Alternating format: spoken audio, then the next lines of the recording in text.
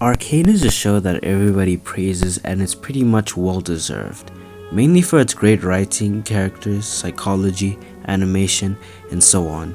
It's no surprise how successful and big the series got after being aired on Netflix and already being confirmed for a second season soon after. While there are many fans of Arcane and countless Arcane videos explaining scenes, characters, theories, I haven't seemed to find a video on this topic of Arcane. Utopianism. But maybe that's just because I haven't looked deep enough by now and maybe I'm just too lazy to look that through the wall. By now you can tell that I'm a huge Arcane fan and always looking for extra clues and theories of what could potentially happen next for the series. But although I do enjoy wondering about what happens next, I do dwell on the moments of what made Season 1 so special. What were the messages? What were the themes? What was the story trying to tell me, scream at me? We have the obvious ones such as PTSD, trauma, tragedy of war, loss, and others that aren't coming to my mind at the top of right now, but are still key to the story. But today I want to talk about the line between Arcane, the city of progress, Piltover, and the Undercity, Zon. But before the video starts, leave your comments on your favorite Arcane scenes and what made you personally love Arcane.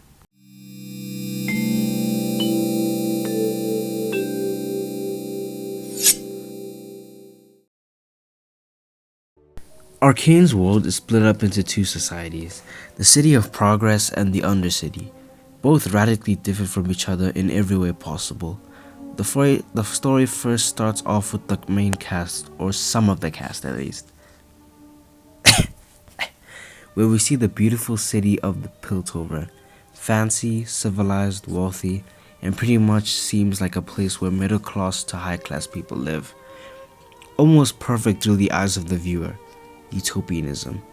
Now I realize that some of you may not know what utopianism means, so I'll just give you the general definition.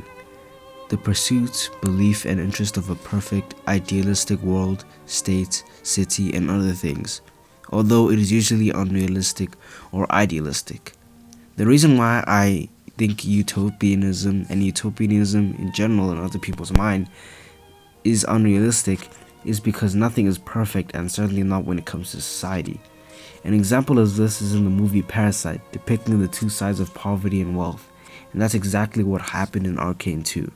The main focus of what Piltover is that it is the city of progress, trying to be more perfect as possible, more better and better each day. It certainly is an ambitious dream, but it would never come to light because of the one thing Piltover can hide, or try to hide, and has failed multiple times, and that is the Undercity, a dirty, corrupted, hostile place that is actually the home to our main cast of characters and the city we spend the most time in. The Undercity is an oppressed city due to Piltover sweeping under the rug like they don't exist, and that's the reason why Piltover failed. If you take away people's freedom for long enough, eventually they will retaliate and someone will go against the system, and that's exactly what Jinx represents as later in the series.